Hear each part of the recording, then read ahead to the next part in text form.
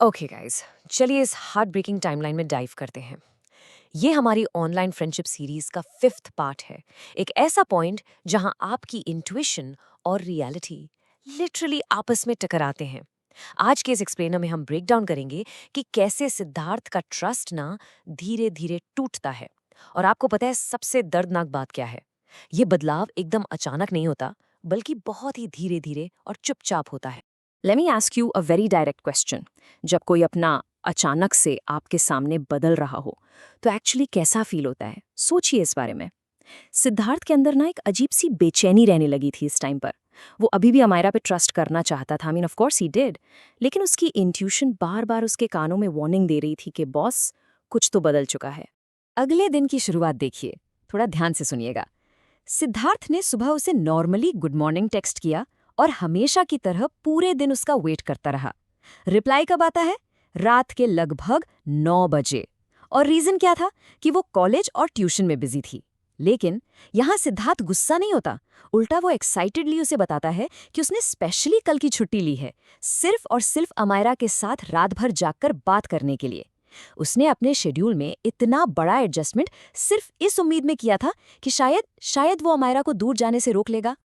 अब यहाँ ना एक बहुत ही क्लियर कॉन्ट्रास्ट है। पहले वाली अमायरा होती तो वो सिद्धार्थ की छुट्टी का सुनकर लिटरली खुशी से उछल पड़ती। वो खुद आगे से कहती, कल तुम्हारी छुट्टी है, मतलब रात भर बात करेंगे। लेकिन नई अमायरा का रिएक्शन बिल्कुल अलग। उसकी आवाज में जीरो एक्साइटमेंट थी। ऐसा लग रहा था जैसे उसे दुख हो रहा है कि अब उसे सिद्धार्थ को टाइम देना पड़ेगा। वो सीधा बहाना ढूंढती है और कहती है, बहुत थक गई हूँ, नहाने जा रही हूँ, फिर सो जाऊंगी। ये क्लियरली उसका एक तरीका था कॉन्वर्सेशन से एस्केप करने का।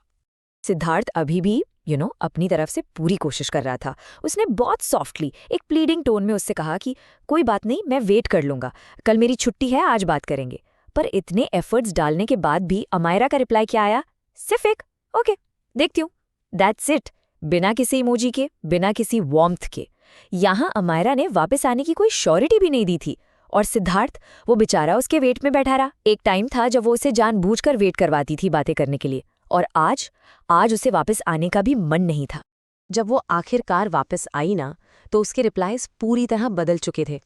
सिद्धार्थ ने बहुत प्यार से कॉन्वर्सेशन स्टार्ट करने की कोशिश की, पूछा कि बाल गीले होंगे, सूखने में टाइम लगेगा, तो अमेरा का एकदम ड्राई रिप्लाई आता है, बालों को गीला किया ही नहीं। बस इतनी सी बात। ना कोई टॉपिक आगे बढ़ाया, ना कोई एक्साइटमेंट। ऐसा क्लियरली फील हो रहा था जैसे वो मजबूरी में एक कंपल्जन में रिप्लाई दे रही हो, सिर्फ इसलिए ताकि सिद्धार्थ को ये ना लगे कि वो उसे कंप्लीटली इग्नोर कर रही है।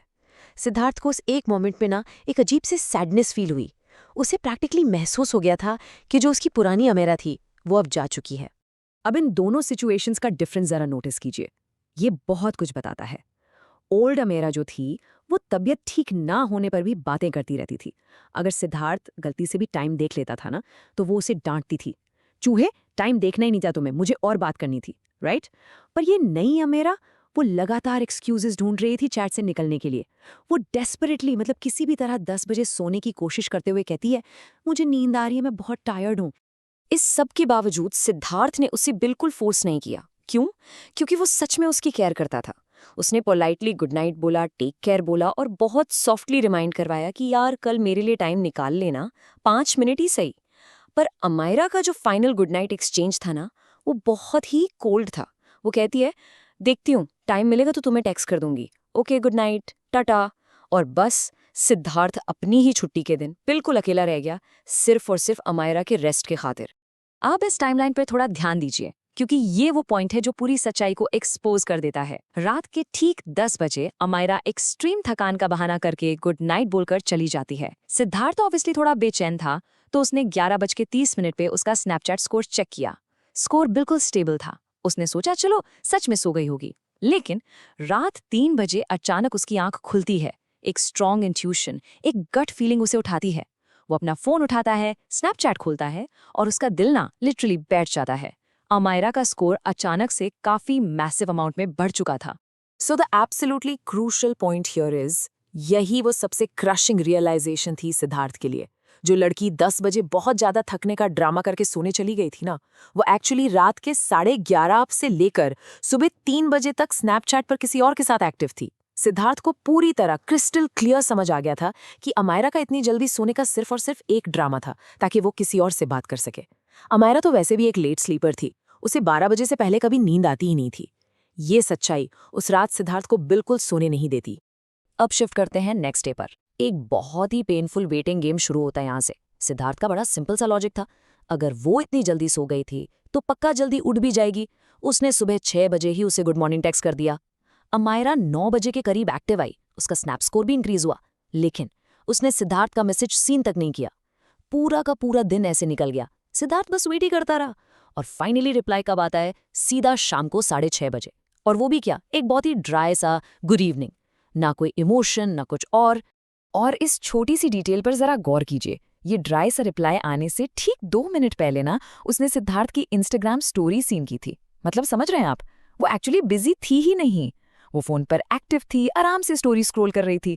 पर उसने सिद्धार्थ का वो मैसेज इंटेंशनली इग्नोर किया जो हमेशा उसकी टॉप प्रायोरिटी लिस्ट में होता था। बिकॉज लेट्स बी रियल, जब कोई आपकी टॉप प्रायोरिटी होता है तो सबसे पहले आप उनका पिंड चार्ट खोलते हैं, ना कि आराम से बैठकर उनकी स्टोरीज देखते हैं। जब सिद्धार्थ थोड़ा क्रॉस क्वेश्चन करता है ना कि इतना लेट रिप्लाई क्यों आया, तो देखिए कैसे झूठ पकड़ा जाता है। अमायरा कहती है कि लाइट गई हुई थी, वाईफाई बंद था। तो सिद्धार्थ लॉजिकली पूछता है, वेट, तो अभी टेक्स्ट कैसे कर रही हो अगर वाईफाई बंद है?